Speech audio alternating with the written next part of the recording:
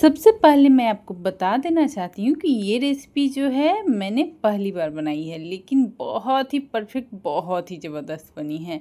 तो ये रेसिपी है शाम सवेरा रेसिपी इसका नाम है, और ये संजीव कपूर सर हैं, उनकी ये रेसिपी है जिसे मैंने बनाई है। तो हेलो एवरीवन, मैं प्रीति रेसिपी में आपका स्वागत है। मैं 5 से 6 लोगों के लिए बना रही हूँ, आप अपने हिसाब से इसमें क्वांटिटी कम ज़्यादा कर सकते हैं। तो सच में बहुत ही लाजवाब बनी थी, और इसे बनाने के लिए मैंने एक बर्तन में पानी ले लिया है, उसमें चूल्हे को उसको चूल्हे पे चढ़ा दिया है, और एक फ्राई पैन चढ़ा लिया था जिसमें आधा कप बेसन को डालकर लो फ्लेम पर उसे अच्छे से भून लेंगे। 400 ग्राम पालक है, इसे धोकर साफ़ कर लिया, अच्छे से तोड़कर धोकर अच्छे से साफ़ कर लिया। पानी को अच्छे से गर्म होने देंगे, और जो बेसन है उसे लो फ्लेम पर अच्छे से भूनेंगे। ये रेसिपी मैं बहुत दिनों से देख रही थी, लेकिन मैं सोचती थी कि ये बनेगी कैसे, बनेगी नहीं बनेगी, टेस्ट कैसा आएगा, लेकिन सच में बहुत ही लाजवाब बनी, और बनाना बहुत ही आसान है। अगर आप एक बार बना लेंगे तो दूसरी बार आपको कोई परेशानी नहीं होने वाली है। तो पालक को मैंने गर्म पानी में डाल दिया, और 1 से 2 मिनट बाद इसे छान लेंगे। तो उसको कुछ करना नहीं है, थोड़ा ब्लांच कर लेंगे, उसके बाद उसे छान लेंगे। बेसन को भून लिया था, फ्लेम को क्या किया था कि बंद कर दिया था, चूल्हे को बंद कर दिया था। बेसन तैयार हो चुका था, उसे ठंडा होने देंगे, और जो पालक है उसे छान लेंगे, और जो बेसन है उसे भी एक बर्तन में निकाल लेंगे। फ्राई पैन की ज़रूरत होगी तो उसका इस्तेमाल करेंगे, ज़रूरत पड़ेगी ही तो आप दूसरी कढ़ाई का भी इस्तेमाल कर सकते हैं, लेकिन काम बहुत ज़्यादा था, मैं रेसिपी पहली बार बना रही थी, तो मैंने बर्तन का इस्तेमाल कम से कम जितना काम चल सके उतना ही बर्तन का इस्तेमाल किया है। तो बेसन को भून कर निकाल लिया अच्छे से, देख सकते हैं कलर भी चेंज हो चुका है। तो इसे साइड कर लेते हैं, और एक चॉपिंग बोर्ड ले लेते हैं, कुछ चीज़ें काट लेते हैं। एकदम क्रीमी ग्रेवी के साथ इसे बहुत ही ज़बरदस्त तरीके से, बहुत ही आसान तरीके से बनाएंगे। तो 2 प्याज ले लिया है, और 4 टमाटर ले लिया है। इसकी बेसिक सी रेसिपी परफेक्ट रेसिपी मुझे कहीं मिल ही नहीं रही थी, तो फिर मैंने थोड़ा वीडियो देखा, और उसके बाद कुछ अपना दिमाग भी लगाया और इसे बना लिया। सच में बहुत आसानी से, बहुत झटपट से बन जाती है। झटपट तो नहीं कहूँगी, क्योंकि जब भी कोई सब्जी वगैरह कुछ भी रेसिपी आप बनाते हैं उसमें समय लगता ही लगता है, तो आप समय देकर बनाएंगे तो ये अच्छी बनेगी। तो इस तरीके से जो प्याज है, टमाटर है, उसे डाइस में काट लिया है। 10 से 12 लहसुन की कलियाँ, इसके छिलके मैंने नहीं निकाले हैं क्योंकि पतले छिलके थे, आप चाहे तो उसे छिलके हटा सकते हैं। 1 इंच अदरक का टुकड़ा भी ले लिया है, और इसमें ले लेंगे 4 से 5 हरी मिर्च, इस तरीके से तोड़कर डाल दे रही हूँ। आप चाहें तो बारीक काट कर या फिर बड़े टुकड़ों में काट कर डाल सकते हैं। 10 से 12 काजू, सारी चीज़ें एक जगह इकट्ठा कर लेंगे ना तो बनाना आसान हो जाता है। तो इन सारी चीज़ों को इकट्ठा कर लिया है, और एक कढ़ाई चढ़ा लिया है चूल्हे पर, और उसमें क्या करेंगे, 1 बड़ा चम्मच रिफाइंड तेल डालेंगे। तेल बहुत ज़्यादा डालने की ज़रूरत नहीं है, सरसों तेल का मैं इस्तेमाल नहीं कर रही हूँ। इसमें डाल देंगे थोड़े से खड़े मसाले, जैसे कि 1 दालचीनी का टुकड़ा, 2 लौंग, 1 बड़ी इलायची, 1 तेज़पत्ता। सारी चीज़ों को थोड़ा सा भून लेंगे। उसके बाद कुछ भी नहीं करना है, जो प्याज, टमाटर, अदरक, लहसुन और हरी मिर्च को रखा है उसे डाल देंगे। काजू वगैरह जो भी है उसे डाल देना है। मैंने एक-एक स्टेप बताया है जिससे कि आपको कोई परेशानी ना हो। मैंने थोड़ी वीडियो लंबी बनाई है, जितना हो सके परफेक्ट बनाई है, जिससे कि जो परेशानी मुझे हुई आपको बिल्कुल भी ना हो, एकदम परफेक्ट रेसिपी बनकर तैयार हो। तो प्याज, टमाटर, काजू, हरी मिर्च, अदरक, लहसुन सबको इकट्ठे डाल दिया है, इसे मिक्स कर लिया, और इसमें डाल देंगे स्वाद अनुसार नमक। तो देख सकते हैं बड़ा चम्मच है, तो उससे लगभग 1 बड़ा चम्मच के करीब में मैंने नमक डाला, आधा छोटा चम्मच हल्दी पाउडर डालेंगे। मसाले भी डाल देंगे, बेसिक से मसाले रहेंगे, मसाले थोड़े कम रहेंगे। 1.5 छोटा चम्मच धनिया पाउडर डालेंगे, और आधा छोटा चम्मच काली मिर्च का पाउडर, आधा छोटा चम्मच जीरा पाउडर, और लाल मिर्च तो डाला हरी मिर्च तो डाला ही है, तो मिर्च थोड़ा कम कर देंगे, जैसे कि 1 छोटा चम्मच तीखी वाली लाल मिर्च डालेंगे, जितना तीखा पसंद हो उस हिसाब से डाल सकते हैं। आधा छोटा चम्मच काश्मीरी लाल मिर्च पाउडर डाल देंगे, इससे कलर बहुत अच्छा आएगा। सबको अच्छे से मिक्स करेंगे, और लो फ्लेम पर इसे 3 से 4 मिनट भून लेंगे। कि मसाले थोड़े से पक जाने चाहिए, तब तक इसे भून लेंगे, और थोड़ा पानी डालकर भी पकाएंगे। मसाले में ही 1 छोटा चम्मच कसूरी मेथी डाल दीजिएगा। मैं भूल गई थी तो मैंने उसे बाद में डाला है क्योंकि क्रीमी ग्रेवी बनानी है। तो एक चॉपर था मेरे पास मतलब इस तरीके का, और इसमें मैंने 5 से 6 लहसुन की कली और आधा इंच अदरक का टुकड़ा ले लिया ताकि ये बारीक कट जाए। तो आजकल पता है क्या हो रहा है, जो भी सामान मेरे पास है वो धीरे धीरे ख़राब हो रहा है। तो ये जो चॉपर है इसमें मैं चॉप कर रही थी तो ये जो रस्सी है ये ख़राब हो गई क्योंकि बहुत पुरानी हो गई थी। इसे मैंने कब परचेज़ किया था, मतलब जब फ्लिपकार्ट पे कोरोना के टाइम में है ना गेम वगैरह खेलती थी तो उसके सुपर कॉइन से मैंने बहुत सारी चीज़ें परचेज़ की थी, उसमें से एक ये भी थी।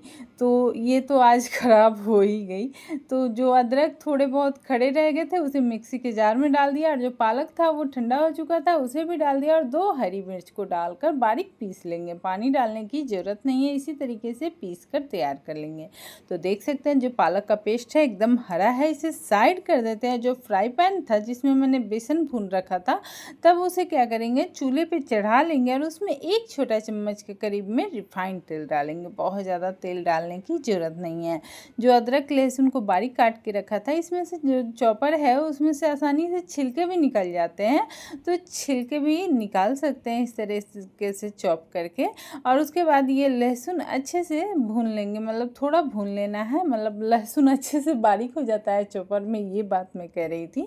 और क्या करेंगे उसी चॉपर में थोड़ा बहुत लहसुन लगा हुआ था तो मैंने क्या किया 1 से 2 कप के करीब में पानी डालकर और उसे मतलब ढक दिया, मसाले को ढक दिया ताकि प्याज टमाटर अच्छे से सॉफ्ट हो जाए। इधर थोड़ा अदरक लहसुन भुन गया था तो इसमें 2 चुटकी हल्दी पाउडर, 1/4 छोटा चम्मच धनिया पाउडर, 1 चौथाई छोटा चम्मच जीरा पाउडर, 1/4 छोटा चम्मच काली मिर्च का पाउडर डालेंगे और इसे मिक्स कर लेंगे। क्योंकि हरी मिर्च तो मैंने उसमें पीस रखा है, ज़्यादा मसाले डालने की ज़रूरत नहीं है। आप चाहें तो डालना चाहें तो मतलब और लाल मिर्च भी ऐड कर सकते हैं, लेकिन हरी मिर्च को मैंने पालक में पीसा था तो मैंने मिर्च का इस्तेमाल नहीं किया है। तो मसाले थोड़े 1 से 2 मिनट भून जाएं तब इसमें जो पालक है उसे डालकर थोड़ा भूनेंगे। जार को धोकर थोड़ा भी पानी डालने की ज़रूरत नहीं है। अगर जार में जो पालक है वो लगा हुआ है तो उसे क्या करेंगे थोड़ा मैंने धो लिया है और इसे इस ग्रेवी में डाल देंगे ताकि ये साथ में ही इस्तेमाल भी हो जाए, वेस्ट भी ना हो और वो पक भी जाए। तो उसे ढक देते हैं, उसे अच्छे से सूखने देते हैं, 50% तक उसे सुखा लेंगे क्योंकि पीसने के भी काम आएगा। तो हाई फ्लेम पर इसे 2 मिनट के लिए जो पालक है उसे भून लेंगे ताकि जो एक्स्ट्रा पानी है वो थोड़ा सूख जाए। तब इसमें जो भुना हुआ बेसन है उसे डालकर अच्छे से मिलाएंगे तो एक मतलब डो तैयार हो जाएगा बहुत आसानी से। इतना बेसन परफेक्ट है, जो 400 ग्राम पालक था उसके हिसाब से ये आधा कप बेसन परफेक्ट है। देख सकते हैं कम ज़्यादा भी हो सकता है तो थोड़ा बेसन और भूनकर मिला सकते हैं या फिर थोड़ा थोड़ा करके मिलाएं अगर ज़्यादा लग रहा है बेसन तो इस तरीके से इसे अच्छे से मिक्स कर लेना है लो फ्लेम पर, और उसके बाद इसे निकाल कर ठंडा कर लेंगे। इसमें मैं नमक डालना भूल गई थी तो स्वाद अनुसार नमक भी डाल दिया थोड़ा, और इस तरीके से अच्छे से मिक्स कर लेंगे। सब में नमक परफेक्ट होना चाहिए क्योंकि जो ग्रेवी बन रही है उसमें भी नमक है और जो ये पालक मैंने तैयार किया है इसमें भी नमक है, और जो पनीर तैयार करेंगे उसमें भी नमक होगा। तो नमक की मात्रा थोड़ा थोड़ा कम ही रखें। तो इस तरीके से जो आटा है मतलब डो है ये तैयार हो चुका है। तो इसे एक बर्तन में निकाल कर ठंडा कर लेते हैं या फिर इसी फ्राई पैन में आप चाहें तो ठंडा कर लें। तो ये अच्छा सा डो तैयार हो गया, इसे साइड कर लेते हैं। अब एक बर्तन ले लेते हैं और उसमें ले लेंगे 200 ग्राम के करीब में पनीर, मतलब 200 ग्राम पनीर मैंने लिया है और इसे मैश करना है। लेकिन उससे पहले कुछ मसाले मिला लेते हैं, जैसे कि आधा छोटा चम्मच काली मिर्च का पाउडर, इससे फ्लेवर काफ़ी अच्छा आएगा पनीर में। स्वाद अनुसार नमक डालेंगे, आप चाहें तो इसमें जो प्याज है वो भी बारीक काट कर डाल सकते हैं। एक हरी मिर्च को बारीक काट लेंगे और थोड़ा सा धनिया भी बारीक काट कर उसके बाद सब सारी चीज़ों को अच्छे से मिक्स कर लेंगे। अगर प्याज लहसुन आप नहीं खाते हो तो सारी चीज़ों में से प्याज और लहसुन को स्किप कर दें, और जो ग्रेवी है टमाटर की बनाएं वो भी काफ़ी स्वादिष्ट लगती है। तो सबको अच्छे से मिक्स कर लेते हैं और एक एक स्टेप फॉलो करके बनाइएगा, सच में एकदम परफेक्ट रेसिपी बनेगी। और मतलब मैंने जब बनाई नहीं है तो क्रेडिट क्यों लेना है, मतलब बनाई तो मैंने पहली बार ही रेसिपी है। तो जैसे सर फेमस हो गए थे तो शायद लगता है मैं भी फेमस हो जाऊं। तो ये तो एक मजाक था, लेकिन कहीं हो गई तो अच्छी बात है और नहीं भी हुई तो भी कोई बात नहीं है। तो ये मतलब जो पनीर था वो तैयार हो गया है और जो पालक था वो भी तैयार हो गया है। इधर मसाले तैयार हो गए हैं। जो तेज़पत्ता था उसे निकाल देते हैं क्योंकि मसाले में फ्लेवर आ चुका है। अब इसे अच्छे से मिक्स करेंगे और चूल्हे को बंद करके इसे ठंडा होने देंगे। इतनी ग्रेवी होनी चाहिए ताकि पीसने में आसानी हो जाए और अलग से आपको पानी डालने की ज़रूरत ना पड़े। तो चूल्हे को मैंने बंद कर दिया है और उसे साइड कर देंगे, मतलब ठंडा करने के लिए उसे पंखे के नीचे रख देंगे ताकि जब तक कोफ्ते तैयार हो तब तक वो तैयार हो जाए। तो इसको तैयार करने के लिए मतलब शाम सवेरा रेसिपी मुझे लगा कि पालक और पनीर का कोफ्ता है, लेकिन कुछ अलग तरीके से। जैसे कि जो डो बनाया था उससे छोटा सा पेड़ा लिया और इस तरीके से जैसे आलू पराठा वगैरह आप लोग भरते हैं उस तरीके से आप इसे सोच कर भरेंगे तो आसानी से भर लेंगे। पनीर का मतलब पनीर का छोटा सा गोला बनाया और ये पालक से ऊपर से कवर कर दिया, जैसे कि आटे में हम लोग चोखा भरते हैं उस तरीके से।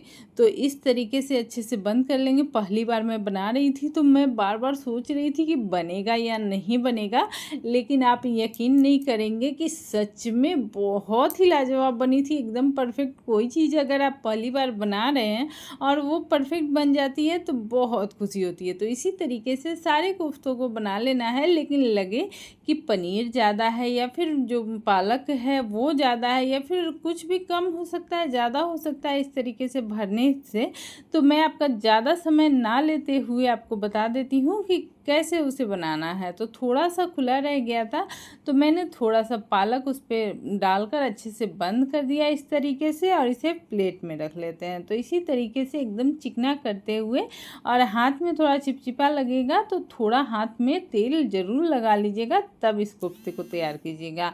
तो सारी चीज़ों को इसी तरीके से मिक्स करेंगे और उसके बाद क्या करेंगे, कोफ्ते तैयार करेंगे। तो देखिए 5 मैंने लड्डू बना लिए हैं, जैसे कि पालक का लड्डू और जो पनीर का लड्डू है वो बना लिया है इस तरीके से। और सबको इसी तरीके से बंद कर लेंगे क्योंकि 1-2 बनाएंगे ना आप, उसके बाद आइडिया हो जाएगा कि कैसे बनाएंगे। मेरा कहने का मतलब है कि बनाना आसान हो जाएगा। इस तरीके से देख सकते हैं कि अलग से मुझे कुछ लगाने की ज़रूरत नहीं पड़ी और ये आराम से कवर हो गया और बंद हो गया। तो सारे कोफ्ते मैंने इस तरीके से बनाकर तैयार कर लिए हैं और ये 8 बने हुए हैं, देख सकते हैं। तो इसे साइड कर लेते हैं और जो ये मसाला था ये ठंडा हो चुका है तो इसे मिक्सी के जार में डालकर पीस लेंगे और इसी कढ़ाई में मसाले को बना लेंगे। आप चाहे तो 2 लें, लेकिन मैंने इसी कढ़ाई का इस्तेमाल करके मसाले को तैयार कर लिया है। तो मसाले तो सारे तैयार हो चुके हैं और मसाले वगैरह अच्छे से भुन भी चुके हैं। अब इसमें कुछ भी डालने की ज़रूरत नहीं है। कसूरी मेथी अगर आपने पहले डाल दिया है तो साथ में पीस लेंगे तो मुंह में कोई भी चंक्स नहीं जाएंगे, बहुत ही क्रीमी बनेगी। तो मैंने कसूरी मेथी तो बाद में डाला है तो वही सिर्फ डालेंगे और मसाले को एकदम बारीक पीस कर इस तरीके से तैयार कर लेंगे। आपको ज़रूरत हो तो थोड़ा पानी भी ऐड कर सकते हैं, लेकिन जितना पानी मैंने छोड़ा था मतलब मसाले में उतने में ये तैयार हो गया। अब इस मसाले को आप चाहें तो छन्नी में छान सकते हैं, जैसे रेस्टोरेंट वगैरह में वो लोग छान कर बनाते हैं, लेकिन घर में उतना मेहनत क्यों करना है। जब घर में बनाना है तो आराम से इसे थोड़ा कम मेहनत में भी बनाया जा सकता है। अब एक कढ़ाई में 1 बड़ा चम्मच बटर लेंगे, जो घर का बटर था मैंने वही डाल दिया था, और 1 छोटा चम्मच रिफाइंड तेल डाल देंगे जिससे कि बटर जले नहीं। तो बटर थोड़ा सा उड़ता घर का था तो मैंने उसे ढक दिया था ताकि वो उड़े नहीं। और जो मसाला तैयार किया था उसे डाल देंगे, रिफाइंड तेल डालकर थोड़ा गर्म हो जाए तब डाल देंगे। और उसके बाद 1 से 2 कप के करीब में, मतलब जितनी ग्रेवी चाहिए उस हिसाब से पानी ऐड कर दीजिएगा इस तरीके से। तो मैंने जार से ही पानी डाला है ताकि उसमें जो भी मसाले वगैरह लगे हैं वो आसानी से निकल जाएं। अब इसमें क्या करेंगे, 1 बड़ा चम्मच जो ताज़ी मलाई होती है, घर की दूध की मलाई, वही डालेंगे, या फिर फ्रेश क्रीम है तो वो भी डाल सकते हैं। सारी चीज़ों को अच्छे से मिक्स कर लेंगे और उसके बाद इसे ढक कर पकाना है। कुछ ज़्यादा करना नहीं है। 1 छोटा चम्मच चीनी डाल देते हैं। ऐसे तो उस उसमें मैंने देखा था कि शहद डालना है, लेकिन शहद था नहीं, तो मैंने थोड़ा-सा चीनी ऐड कर लिया है। आप चाहें तो उसे स्किप कर सकते हैं, लेकिन उससे फ्लेवर थोड़ा बैलेंस हो जाता है तो सही लगता है। चीनी डाला हुआ है ये किसी को नहीं पता चला। तो उसके बाद लो फ्लेम पर उसे 4 से 5 मिनट पकाएंगे। तब तक इधर कढ़ाई में तलने के लिए रिफाइंड तेल ले लेते हैं। सरसों तेल थोड़ा मतलब कड़क होता है, कड़वा होता है या फिर जो भी बोले, तो उसका इस्तेमाल मैं नहीं कर रही हूँ, क्योंकि इसे मीठे में बनाऊँगी, मतलब कि जैसे रेस्टोरेंट में एकदम क्रीमी ग्रेवी बनती है ना, मतलब मिलती है उस तरीके से। तो इसमें मैंने कसूरी मेथी मिला दिया है और उसे ढक देंगे और फिर से उसे पकने देंगे। इधर कढ़ाई में तेल गर्म हो चुका है तो फ्लेम को लो कर दिया। तेल को बहुत ज़्यादा गर्म नहीं करेंगे। कोफ्ते के ऊपर थोड़ा सा कॉर्नफ्लोर छिड़केंगे इस तरीके से और थोड़ा कोट कर लेंगे, ताकि ये फ्राई करने में क्या होगा, थोड़ा क्रिस्पी हो जाएगा। तो 4 कोफ्ते एक बार मैं डालकर फ्राई कर रही हूँ। छोटा सा कढ़ाई लिया है, आप चाहें तो एक साथ ही फ्राई कर सकते हैं, लेकिन मैंने पहले वाला डालकर चेक किया कि ये टूट तो नहीं रहा, क्योंकि पहली बार बना रही थी तो थोड़ा डर भी लग रहा था। तो इस तरीके से इसे थोड़ा देर छोड़ दिया लो फ्लेम पे ही, और उसके बाद फ्लेम को हाई कर देंगे और उसके बाद इसे अच्छे से फ्राई कर लेंगे इस तरीके से। जब इसका कलर चेंज हो जाए तब इसे निकाल लेंगे। तो इस तरीके से ये फ्राई हो चुके हैं। मैंने कम ही डाला था इसी वजह से कि ये टूटे नहीं, क्योंकि वो कोफ्ते बहुत ही सॉफ्ट थे और आइडिया भी नहीं था कि ये कैसे बनेंगे। तो इस तरीके से निकाल लिया और सारे जो बॉल्स बना कर रखे हैं, मतलब कोफ्ते बना कर रखे हैं, उसे भी डालकर हाई फ्लेम पर ही ऐसे ही फ्राई कर लेंगे। जब सारे फ्राई हो जाए तो निकाल लेंगे। ग्रेवी तैयार हो ही रही है, वो तैयार हो जाएगी तब कुछ भी नहीं करना है। मैं तो क्या करती हूँ, जब भी कोफ्ते वगैरह कुछ भी बनाती हूँ, सारी ग्रेवी में कोफ्ते डाल देती हूँ, लेकिन इसको सर्व करने का तरीका थोड़ा अलग था, तो मैंने उसी तरीके से तैयार किया है। तो ग्रेवी है तैयार और चूल्हे को बंद कर देंगे। और उसके बाद मैंने बता भी दिया है कि इसी में कोफ्ते डाल दें, या फिर जैसे कि इसे बताया गया शाम सवेरा रेसिपी में, उस तरीके से मैं आपको बताती हूँ। इसे बीच से आराम से काटिएगा, एक तेज़ चाकू लीजिएगा और इसे आराम से काटिएगा, ये बहुत आसानी से कट जाता है। तो इसी तरीके से कोफ्ते काट लेंगे जितनी ज़रूरत है। तो मैंने सोचा कि 2 मैं काट लेती हूँ और इसे सर्व कर लेती हूँ। बच्चे भी इंतज़ार कर रहे थे, बिटिया रानी भी स्कूल से आ गई थी, तो उसको मैंने टेस्ट कराया। मैंने पहले भी आपको दिखाया शुरुआत में कि उसने खाया और उसने कहा कि बहुत स्वादिष्ट बना है। तो इसके साथ आप रोटी, पराठे, नान जो भी खाना चाहें उसके साथ खा सकते हैं, बना सकते हैं।